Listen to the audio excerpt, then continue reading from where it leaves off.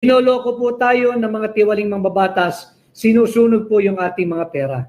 Gaya nga ng sinabi ko kanina, the 1.8 million strong government workers, ubos na po yung inyong 2.3 billion na akala niyong contribution sa inyong GSIS pension fund. Ubos po, sinunog, linustay ng GSIS management. Inubos po nila, naglagak ng pera sa 3 kumpanyang hindi kumikita. Ang kumita, yung kumpanyang pinaglagyan ng pera ninyo. Ang kumita, yung mga nag-middleman para maglagay ng pera doon. Pero kayo, wala na po yung 2.3 billion nyo. At ang patunay ko dyan, mismong COA ang nagsabi dyan sa GSIS, gawa ninyo ng paraan na maibalik yung 2.3 billion pesos na contribution ng mga manggagawa sa gobyerno dyan sa GSIS. Kung hindi, kawawa itong mga manggagawang ito. Kay Marjo, nasaan ang Good Governance Committee natin na magaling sa House of Representatives? Wala po. Wala na yan. Sila nagloloko sa atin. Linoloko po tayo. Kay Linda Preso, mabuhay po kayo. Maraming salamat. Kay Alex Rain, kay Florida Horado, GSIS, asan ang pera? Pinaghirapan ng mahabang panahon. We demand explanation. Yan, Flora, tama yan. Kalampagin din ninyo ang GSIS. Every one of us, we should demand an explanation, a truthful, transparent, and clear explanation from the Bongbong Marcos administration. Nasaan ang pera naming mga Pilipino? Peter De La Rosa, ano po ibig sabihin ni Marcos na prudent sa budget? Ito po yung prudent niya. 4 plus blank is equals to 6.32 trillion. Hindi ba't magaling? Hindi ba't henyo? Ang galing sa math. Yung 4 plus blank, ang naging final result po ay 6.32 trillion pesos budget. Paano ka umabot sa 6.32 trillion? Panay blanco ito. Paano ka umabot ng 6.30? Saan mo hinugot? Yung 6.32 trillion pesos. Nasaan? Nasaan ang basehan mo? Panay blanco ito. Si Arvin Gatladera, mabuhay ka Arvin, at I hope to see you soon. Kaibigan natin, matagal na panahon na yan. Kay Romel Muli. Masahol pa sa demonyo ang mga tao sa gobyerno ngayon. Tama po yan. AJ Hernandez, kay Mers Lumpot, at kay Sols Love Sedlek. Sana ho tama yung pagkabasa ko ng inyong pangalan. At kay Maria Ibanez or Ibanez, kay Sana Sano Seratobias, mabuhay po kayo. So ito po yung ating pagpapatuloy na pag-uusapan sa mga darating pang panahon. Tahimik po ang Malacanang, tahimik po ang Kongreso, hindi nila mapaliwanag kung bakit blanco ang Vice Cam report na ito.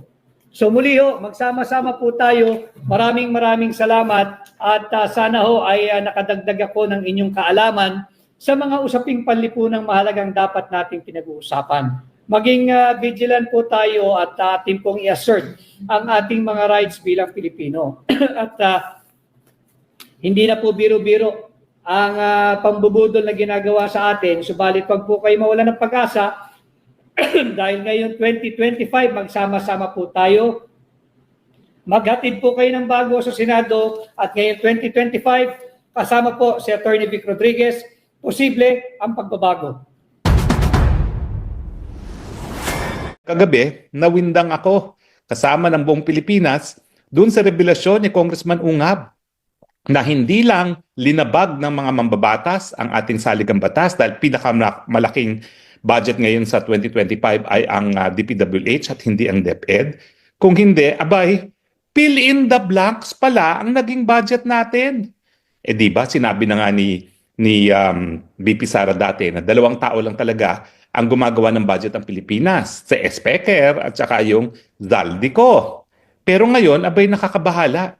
Pirmadong bicameral committee report na may mga blanco na fill in the blanks na mga halaga ng budget ng iba't ibang mga opisina ng gobyerno. Saan ka nakakita? Well, una, sabi ko, baka naman ang hawak lang ni Congressman Ungab ay draft na yun yung draft na pag-uusapan ng BICAM, no? Pero nung nakita ko na pirmado, bakit pumayag na pumirma yung mga miyembro ng BICAM committee ng isang BICAM committee report kung saan isinapinal na ang pangtao ng budget for 2025 na mga blankong halaga, fill in the blanks. Nawindang talaga ako dyan bilang isang mambabatas, unang-una, no? Dapat ang batas ay kompleto, lalong-lalo na kapag budget. Kaya nga, ang budget, kakaiba siya sa ibang batas na pinapasa ng Kongreso kasi po pwede magkaroon ng line item. So, importante na lahat ng line item ng budget ay merong halaga para kung iba ibibito yan ng presidente. Bakit nakablanko yung bicameral committee report ng budget ng ilang mga opisina, no? Alam nyo, sa totoo lang, yung ganitong skandalosong gawain, hindi na ako nagtataka pagdating sa mga congressman. Mga mukhang kwarta talaga yan. Okay? Nanggaling naman ako dyan eh. Totoo naman po yan. Talagang puro kwarta-kwarta lang sila dyan sa mga congressman. Pero yung mga senator, ako, hindi ko binoboto yan si Grace po, pero I give her the benefit of the doubt kasi sa Amerika naman yan nag-aral, nagsimula yan sa UP. So akalain ko naman, gagawin niya ng tama ang trabaho niya bilang chairman ng Committee ng Finance na Appropriations Committee ng Kamara. At saka napakataas ang respeto ko dun sa kaibigan ko at kasama ko pa since high school pa kami na Senate President Chis Escudero. Pero pareho silang lumagda doon sa BICAM Committee Report ng BICAM nga ng budget na merong fill in the blanks. Bakit? Talagang ang puso ko nahulog sa sahig dahil parang wala na talaga tayong aasahan sa kahit anong mga politiko, kay congressman, kay senatong pagdating sa pera-pera. Talaga naman pag pera-pera, lumalabas ang tunay na kulay ng ating mga mambabatas.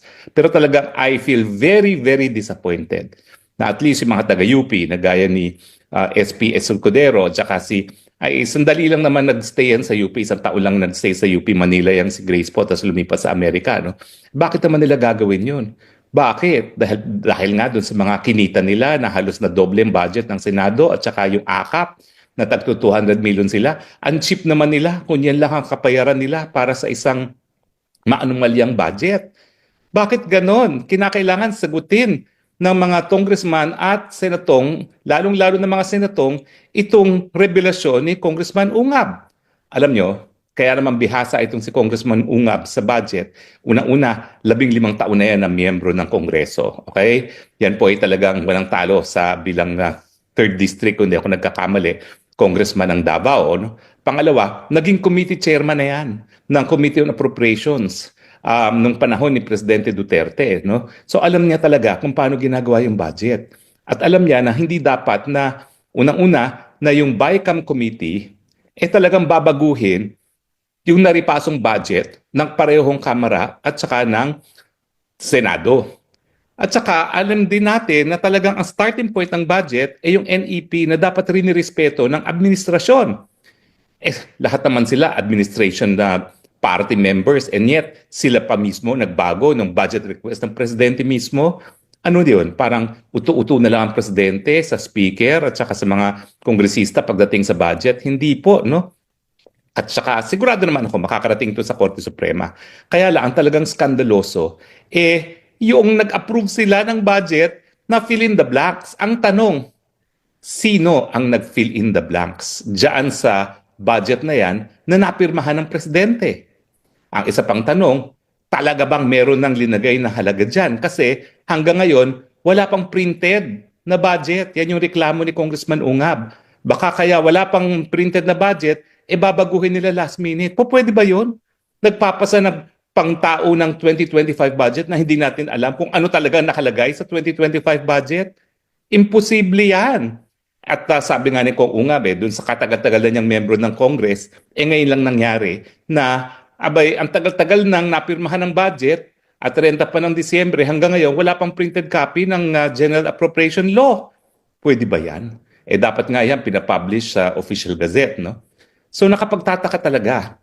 Ano bang mga krimen ang ginawa nila? Nako, falsification of public document, no? Sigurado po yan, no? Pero sa akin, ang minimum na dapat mangyari, lalong-lalo na doon sa mga senatong na meron pang natitirang 3 taon na termino, dapat sila ay maparusahan ng Ethics Committee dahil yan ay malaking kapabayaan sa kanilang katungkulan, sa kanilang sinumpaang katungkulan na susundin ang itataguyod ang saligang batas at mga batas ng bayan sa paggawa ng kanilang mga katungkulan bilang senador. Kasama yan na masiguro naman na no taxation without representation. Kinakailangan yung paggastos ng kaban ng bayan ay sang-ayon sa mga sinabi ng ating mga representante at senator sa ating kongreso. Pero kung iiwan mong blank yung budget para sa 2025, sinong inaasahan mong magbabantay doon sa kaban ng bayan? Parang nabaliwala yung taxation without representation dahil inabdicate, binaliwala ng ating mga babatas yung katungkulan nila na sila talaga magbabantay ng pondo ng bayan. Kaya ako talagang na-shock dun sa revelasyon ni Congressman Ungab kasi talagang completely isinuko nila yung kanilang katungkulan na dapat bantayan ang paggasta ng kaban ng taong bayan nung sila'y pumayag sa isang BICAM report ng BICAM ng budget na merong mga blanco. So ulitin ko, sino ngayon ang naglagay ng mga amount dyan sa blankong yan? Siguro ang nangyari doon, sige, lagyan na lang natin ng blanco yan. Ha? Basta yung pagtaas ng budget namin, walang baguhan yan. At saka yung pagtaas ng yung akap. At saka siyempre, yung pagtaas ng budget ng DPWH, yung ating mga proyekto dyan. Ha? Kasi nga po, ang balita ko, kung ang congressman ay average 1.5 billion kada isa ang nakukuha nilang mga budget para sa kanilang infrastruktura sa distrito, ang mga senatong mas malaki, hindi bababa sa 5 billion. Mantakin nyo nga kung totoo yung mga naririnig natin na tumaas na ngayon ng SOP. Dati 10% sa kalye, 5% sa building, ngayon daw hanggang 50% na. Mantakin mo kada senador, kada taon, kikita na magkano ang 50% ng 5 billion. 2.5. Tapos meron pa silang 200 na akap. Tapos meron pa silang ginagastos na hundreds of millions sa opisyal na budget nila. Abay, bilyonaryo kada taon ng mga senatong. Kaya naman pala, pumayag siguro sila na iwan na may blanco ang BICAM. Pero dapat mga Pilipino, yan. Yung mga nangyari sa budget na mas mataas ang DPWH, na tinanggal ang budget sa PhilHealth, na tinanggal ang pensyon ng sundalo, na tinanggal ang budget para sa modernization, tinanggalan ang scholarship natin, iyan talaga namang dapat magalit tayo.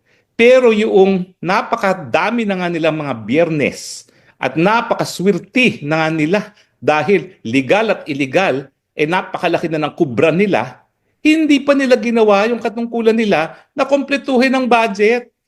Nag-iwan pa sila ng mga blanco doon sa pinal na bersyon ng pangtaunang budget ng 2025. At sinurrender nila yung pagbuo ng budget sa mga tao na hindi natin kakilala. Mantakin ninyo, wala nang transparency dyan sa BICAM na yan dahil hindi naman yan broadcasted live at walang proceedings. Bukod pa dyan, hindi pa natin alam kung ano talaga yung pinal na budget dahil nga merong fill in the blanks. At sino sila para i-delegate yung kanilang kapangyarihan na bumuo ng pantaunang budget sa mga tao na hindi natin kakilala? Ano ba yan? Talaga bang pinaubayan na lang yan kay Specker at kay Zaldico dahil sila talaga ay mga representante o kamag-anak ng presidente? Binigay na ba natin sa Malacanang yung pinal na budget? Well, kung ganun ang nangyari, palpak pa rin. Kasi nga, inaamin naman nung ating presidente na talagang hindi tama ang nangyari. Sabi niya, suboptimal yung budget. Palpak pa rin ang budget. At hahanap daw siya ng paraan para ma-cure yan. No? Well, sa panahon nito, magagawa lang niya yung mga tinanggalan ng budget, magpapapasa siya ng supplemental budget. Pero yung mga nadagdagan ng budget na puro punong-puno na anomalya, wala na magagawa doon. Ang pinagdarasal na lang natin sana mapawalang bisa kaagad yung budget na yan nang sa ganun, bago pa makuha ng mga magnanakaw sa Kongreso ang kanilang mga budget na binigay sa kanilang sarili, mapawalang bisa ng Korte Suprema nang sa ganun, hindi magastos yung pera na lalamunin nila. Ang problema lang dyan, mag-i-issue ba ng TRO talaga ang Supreme Court, no? Siyempre, kinakailangan munang meron din magsasampa ng kaso, no? At sa tingin ko naman, maraming nagmamadali na gumawa ng petisyon para sumampa ng kaso dyan, magsampa ng kaso dyan. Pero again, ang sentimiento ng taong bayan, hindi na bali yung kamare. Alam na natin walang yaya mga yan. Alam na natin magnanakaw na sila. Tanggap na natin yan eh. Kaya nga marami, lalong-lalo na yan, mga miyembro at mga chairman ng Quad Committee, hindi na yan mananalo. Si Dan Fernandez, nangungulelat na sa pagiging gobernador dyan sa Laguna, no? Pero yung mga senatong na inaasahan natin na mas malawak ang pag-iisip, na mas matinding dedikasyon para sa pang-nasyonal na interes, bakit kayo pumayag? 12-12 po ata yung bicameral committee niyan. So hindi lang si Grace po at saka si Escudero, yung iba pang senatong na miyembro ng BICAM na Senate panel, bakit kayo pumayag? Ang laki pa naman ng tiwala sa inyong bayan, kaya nga sa inyong mga senatong, kaya nga nung nag-charter change si Tambaluslos at gustong buwagin ng Senado, nagalit ang taong bayan. Kasi nga, ang tingin ng senato, ng taong bayan sa mga senatong, kahit papano, sila yung kontra doon sa alam nating mukhang perang agenda lang ng mga congressman. Pero hindi, pinabayaan din nila ang taong bayan nung pumirma sila sa isang BICAM report na merong fill in the blanks.